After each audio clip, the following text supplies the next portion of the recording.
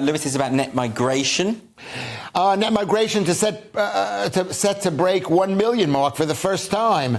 I mean, it's gotten carried out. It's like what they used to say about business. What they say about the government in the House of Congress. You know, Congress, $1 billion here, $1 billion there. After a while, you're talking about real money. Yeah. And it's 1 million people here, 1 million people there. After a while, in 20 years, that's possibly... Well, I know this is something that you're worried about, Nicholas, isn't it? In particular, I've heard you talk about this before. So what are your thoughts here? Well, the promise was initially to bring it down to tens of thousands. Do you remember that? Ever since that con-lib government coalition of 2010. Well, that takes me back. The days of yore. Okay. But that promise has not been fulfilled. Exactly. We mentioned Rwanda. By the way, how about people who like pineapples on their pizzas on that plane, if it eventually takes off? But will it take off? I would support that. Yeah. Send them away. That's a callback for the fans of stand-up comedy. But the point is that the country is becoming...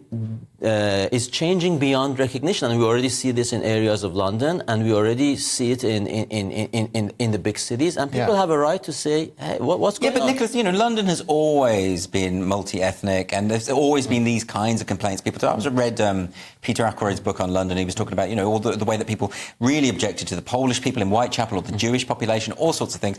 There have always been these kind of concerns. Isn't one of the great things about London and about the big cities that we are multi-ethnic?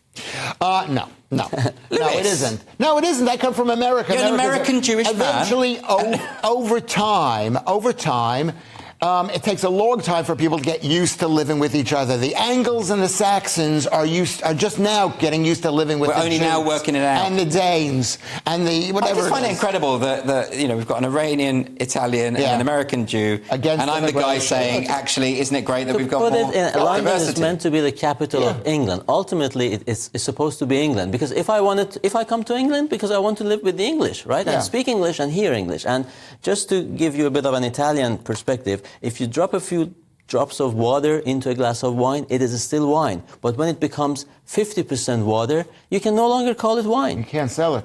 Well, you can, and get in a lot of trouble for it. Yeah. So the thought that I had, which I think I've lost, is that immigration is good. I grew up in New York, and in New York in the 1950s, there was massive immigration from America and from Puerto Rico and the islands of the Caribbean. Yeah. And it's just taken till now for those people to become fully at home. It feels like America handles multiculturalism better, though, insofar as like you have Little Italy and you have the sort of Chinese area and you have etc. Yeah. And yet there are people going from one area to the other. You can go for a meal in this area. You've got friends in that area. It feels like, yes, they have their communities, but they also interact and mingle. Because historically it's been that way. You take England, which is basically was unchanged for 1,000 years, and you put in 1 million people. There's going to. Well, that's how multiculturalism has failed. Is that you have these parallel societies living in their little blocks. And I think that's what Suella Braverman was talking about. A lot of people misunderstood what she was saying. They thought she was talking about multi-ethnic, different ethnicities. She wasn't that. She was talking about